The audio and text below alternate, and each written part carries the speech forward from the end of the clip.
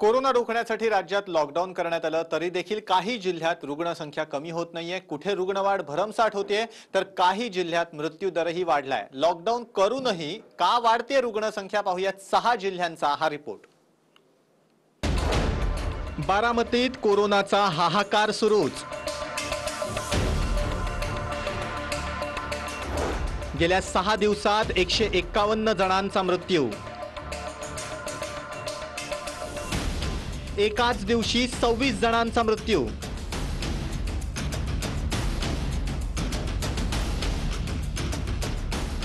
पुणे जिल्ह्यातील बारामती तालुक्यात कोरोनाचा उद्रेक झालाय। रुग्णांची संख्या वाढतीये पण रुग्णांचा मृत्यूही मोठ्या प्रमाणात होतोय। त्यामुळे राज्यात लॉकडाऊन असताना देखील 5 मे पासून बारामतीत कडक लॉकडाऊन जाहीर करावं लागलं। त्याचं कारण काय आहे ते पहा। बारामतीत 2 मे रोजी 18 जणांचा मृत्यू झाला तर 3 मे रोजी 26 जणांचा कोरोनानं मृत्यू झाला। 4 मेला 20 रुग्णांचा मृत्यू झाला। त्यानंतर 5 मेला कोरोनानं कहरच माजवला। तब्बल 32 जणांचा मृत्यू झाला आणि 6 मेला 26 जणांचा मृत्यू झाला। मेडिकल आणि हॉस्पिटल सेवा वगळून सर्व व्यवहार बंद करण्यात आलेत।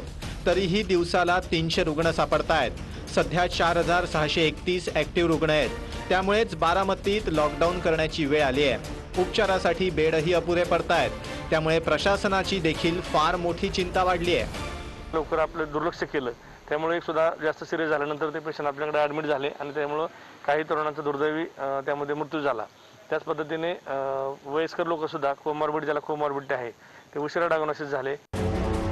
बारामती शहरात कोरोना रुग्णांचा वाढता प्रादुर्भाव लक्षात घेता बारामती प्रशासन सतर्क झालंय। बारामती शहरातल्या 1.25 लाख लोकांची घरोघरी जाऊन तपासणी मोहीम बारामती नगरपालिकेनं हाती घेतली आहे।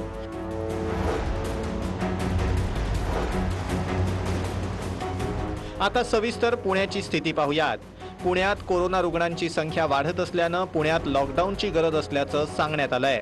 पण पालकमंत्र्यांनी आढावा बैठक घेतली त्यावेळी पुण्यात लॉकडाऊन नाही मात्र कडक निर्बंध लावले जाणार असल्याचं स्पष्ट केलंय। इथं जी चर्चा झाली त्याच्या संदर्भामध्ये थोडंसं आता आहे तशाच पद्धतीनं चालू ठेवावं।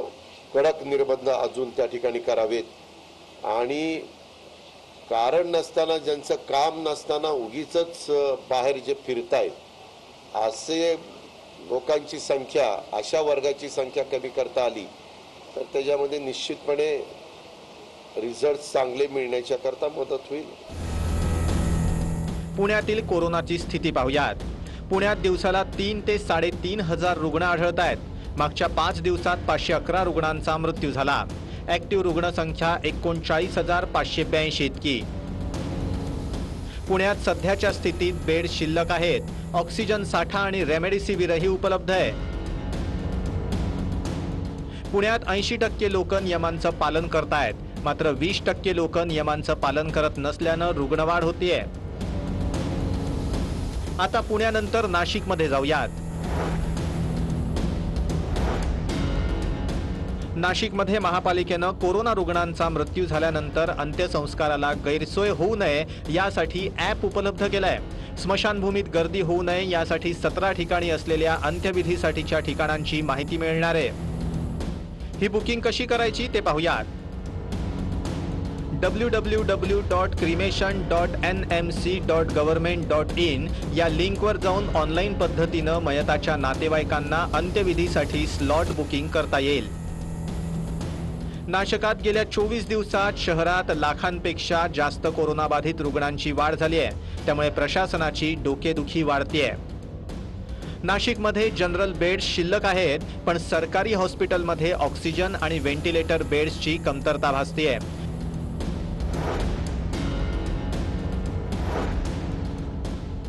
आता सोलापुरात जाऊयात। ही गर्दी पहा। ही गर्दी लॉकडाऊन जाहीर झाल्यानंतर झाली आहे। पण अशी गर्दी करून कोरोनाला आळा बसेल का? बघा किती लोक मार्केटमध्ये आली आहेत। त्यामुळे सोलापुरात कडक लॉकडाऊन करण्याची वेळ आली आहे। हॉस्पिटल मेडिकल अत्यावश्यक सेवा वगळता सर्व सेवा बंद राहणार आहेत। सोलापुरातील कोरोना स्थिती पाहूयात। सोलापुरात रोज 2,000पेक्षा जास्त रुग्ण आढळत आहेत। मागच्या 5 दिवसात 10,000पेक्षा जास्त रुग्ण वाढलेत। रोज 50 ते 55 रुग्णांचा मृत्यू होतोय. ऍक्टिव्ह रुग्णसंख्या 18,719 इतकी आहे. सोलापुरात फक्त जनरल बेड शिल्लक आहेत. इतर बेड फुल झालेत. ऑक्सिजन साठा आणि रेमडेसिवीर पुरेसा आहे. रत्नागिरीत कोरोनाचा कहर वाढून लोक नियमांचं पालन करत नसल्याचं समोर आलंय. गुहागरच्या शिरगावात चक्क कोरोना पॉझिटिव्ह असणारा नवरदेव बोहल्यावर चढलाय. सुरुवातीला वऱ्हाडी मंडळींनी सत्य लपवलं, मात्र लांबलेल्या विवाह सोहळ्यामुळे चौकशीत सत्य बाहेर आलंय.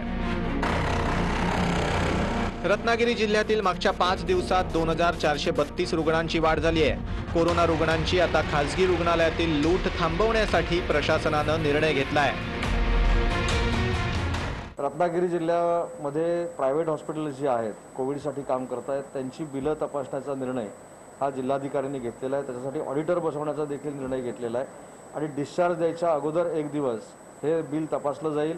ते योग्य जर असेल तर त्या नातेवाईकाकडे दिलं जाईल आणि मगच ते बिल त्या डॉक्टरने घ्यायचं आहे. अशा पद्धतीची एक वेगळी रचना रत्नागिरी जिल्हाधिकाऱ्यांच्या नेतृत्वाखाली रत्नागिरीमध्ये होते.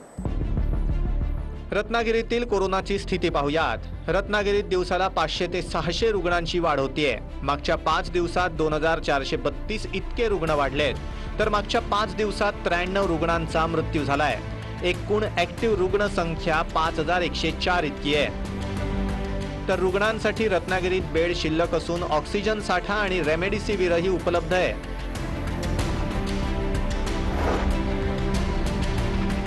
सिंधुदुर्गात आता गावोगावी कोरोनानं हात पसरायला सुरुवात केली आहे. पहिल्या लाटेत सिंधुदुर्गात कोरोनाचे रुग्ण कमी होते, पण दुसऱ्या लाटेत गावोगावी रुग्ण सापडू लागलेत.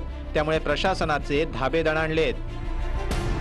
सिंधुदुर्गात दिवसाला 200 पेक्षा जास्त रुग्ण आढळत आहेत. दिवसाला 200 ते 300 रुग्ण बरे होत आहेत. मागच्या 5 दिवसात 46 रुग्णांचा मृत्यू झालाय.